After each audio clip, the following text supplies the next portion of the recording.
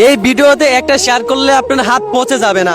ইন্ডিয়াতে আজও মুসলমানদেরকে নির্যাতন করা হচ্ছে, তবুও দেখলাম এখনো বাংলাদেশের কিছু মানুষ ইন্ডিয়ার দালালি করে যাচ্ছে।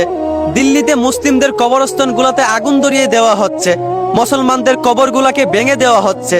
ইন্ডিয়ার একটা মসজিদে আমাদের একজন মুসলিম ভাই নামাজ আদায় করতেছিল, তখন কিছু কুলাঙ্গারের বাচ্চা মসজিদে ঢুকে গান বাজনা করতে শুরু করেছে।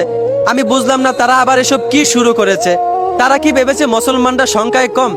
তারা কি জানে না মুসলমানদের সংখ্যা লাগে না, মুসলমানদের ইমানই হচ্ছে মুসলমানদের পাওয়ার। মুসলমানরা দুর্বল নয়, মুসলমানরা শান্ত। মুসলমানরা কখনো কারো গায়ে আঘাত করে না, তবে নিজের গায়ে আঘাত আসলে সেইটার প্রতিবাদ করে। অতএব মুসলমান যদি একবার প্রতিবাদ করতে শুরু করে, মনে রাখবেন কারো বাপকেও ছাড় দিবে না। আমরা মুসলমান, আমরা সব ধর্মকেই সম্মান করতে জানি, তবে আমাদের ধর্মের গায়ে যদি আঘাত আসে তাহলে আমরা কাউকেই ছাড় দিব না। অতএব সাবধান, উপরে একজন আল্লাহ আছেন, সব কিন্তু দেখতেছেন। মনে রাখবেন সীমা লঙ্ঘন করিয়েন না, আল্লাহ ছাড় দেন কিন্তু ছেড়ে দেন না।